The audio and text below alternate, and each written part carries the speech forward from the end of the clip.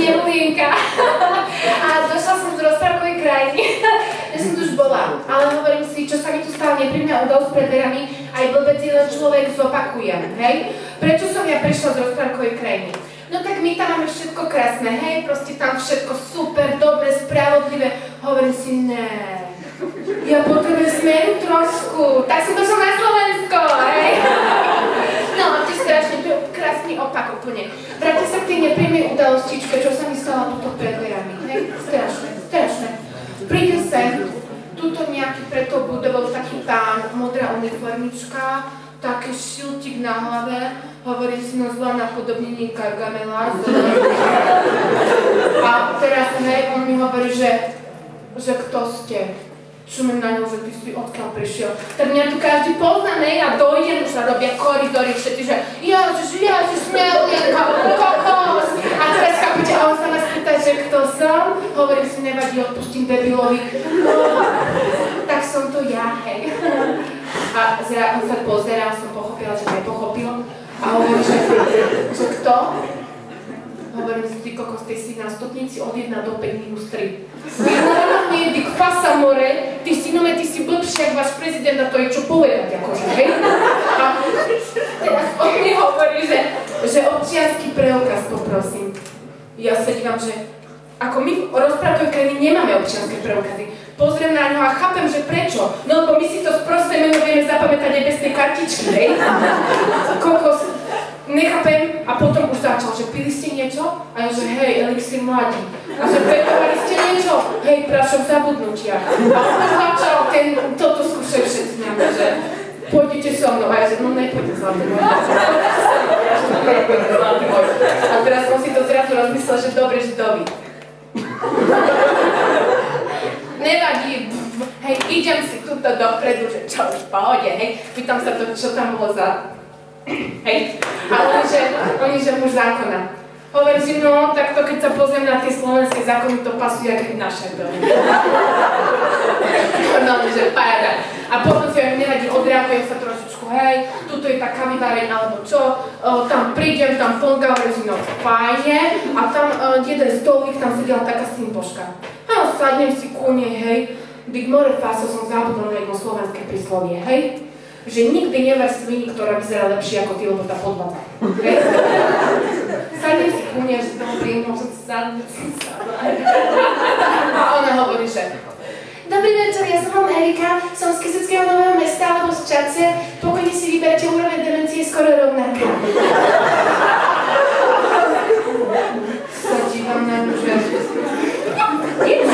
idem na vece, pozriem do zrkadla, bude mi fajn. Dobre. Takže som sa trošku odriažkovala, hej, a idem naspäť. Zasa som si sadla, že či skúsim niečo iné. A zasa, dobrý večer, vám sa Erika, som z Kysuckého Nového Mesta, hej. Si viem, že ty vole dievča, ty si zabudila v galaxiách, hej. Ty si na stupnici od 1 do 5 minus 4. Ty kokos... Fajn, hovorím si, ale vtedy ona začala sa prejalovať. Normálne ona mi to celé vysvetlila. O tých Kysučanoch, ako to je, hej. Ona ti mi začala rozdielovať Slovensko, hej. Na Slovensku máš 4 druhy. To sú Rómovia, Maďari, ešte si nesmiete, Kysučani a ľudia. No.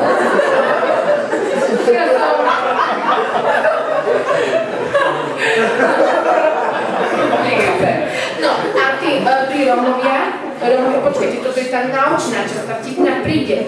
No, a tí Rómovia, to neviem moc komentovať, to je tá, ako taká pododroda, lebo oni sú vlastne také, že keď sa skríži Kysučan s Maďarom, tak vznikne Róm. Lebo vlastne ono to je väčšinou malé sprostanie, je to po slovensku.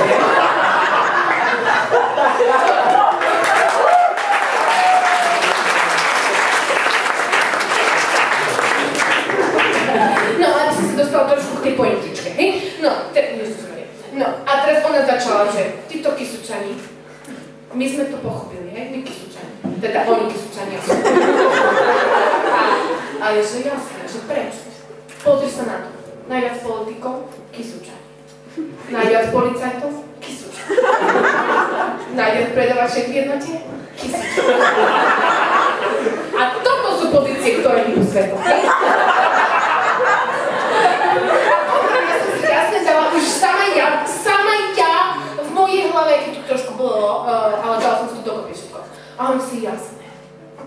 tejto krajine je dobre tomu, kto je debil. Ty kokso, však zoberme si napríklad tých politikov, hej? Takzvané umenie jazdiť v klimatizovanej limuzíne, keď máte šoféra, hej? A teraz proste, napríklad, no povedzte mi, jak môže niekto povedať na predsedu... Počkajte, som nepovedala tú podstatnú vec. No, ona mi povedala, že tí Kysučani, oni sú nesprostí. Oni to na nás hrajú. Fakt. No, oni sú nesprostí. Oni zistili, že vlastne debil sa má v tejto krajine dobre a tak hrajú, že ja som debil. Hrajú to, dobre im to ide, fakt im to ide. A to si napríklad robia Maďari, hej? Oni sa tvária, že nevedia po slovensky. Oni vedia po slovensky, hej? Lenže oni chcú rozpútať tretiu svetovú vojnu, aby ovládli východ Slovenska, viete? Tiež prešla ja sama. Ale aby som sa vrátila k tým Kysučanom. Takže pochopili sme pointu, hej? Oni hrajú na to, že sú debili, lebo debil sa má dobre, hej? A teraz politici. Jak môže niekto povedať na predsedu parlamentu Slovenskej republiky, že je debil? Jak môže? No môže, lebo on debil je! No môže, on to fakt tak vyhráva, on to tak vyhráva, lebo debil sa má dobre a my ich máme radi, my ich podporíme, oni sa podporia, my ich podporíme. On že dajme mu tých 44%, dajme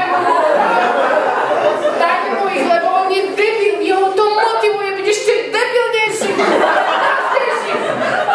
Jeho to motivuje, fakt. A viete, kam on to dosiahne za 4 roky, keď my ho budeme podporovať v tom debilizme? No ďaleko. Aby som sa dostala k ďalšej skupine policajti, hej? No tak, aby som sa vyjadrila, medzi policajtov na to tu nemajú toľko času. Jasne nám slúži príklad, ktorý som ja stretla pri dverách. To je vlastne čistý postoj, ktorý sa oni učia 4 roky na vysokej škole policajskej. Tvárim sa, kde by možno zaujímam, hej? A posledná skupina, to je predávačky v jednote. To ste možno by nepochopili, ale ja hej, lebo ja som internet. No, predávačky v jednote, to je skôr také názorové hnutie. Oni sa nám snažia tak naznačiť, keď prídeš ku tej pokladni, že poď ku nám, nebuď inteligentný, poď prostý jak my, budeš sa mať dobre. A ako to funguje, hej? Vy prídete, normálne jednota, hej, zoberiem si 7 teplých rožkov, idem si k pokladničke, hej, a teraz dá to tam, hej, hovorím, 7 rožtíkov. A on hovorí, že nie, vy máte 6 rožtíkov, neviete počítať? A tu je to, hej? A ja neviem počítať, ja som debil a mám jeden rožok zadarmo. Toto oni sa nám snažia naznačiť, hej? Nebojte sa, že nastane nejaký deficit, to nehrozí absolútne. Tak sledujme štátnu pokladnicu, hej? Proste tam to funguje úplne, príde minister kultúry za predsedom parlamentu, že počúvaj brachu, potreboval by som 5000 eur na jachtu na národné účely, hej? A jasné, tu máš 1, 2, 3, 4, 5, 6, ježi, musíte dať, takto nemám rozmenené. Nikto už nechýba, všetko pôjde, nie, máme sa super. My sme štát, ktorý nedokáže využívať eurofondy, ale debilitu áno. Takže toľko som chcela vám vlastne povedať. Ale buďte aj vy sprostí. Debili sa majú fajn. To vám hovorím z vlastnej skúsenosti.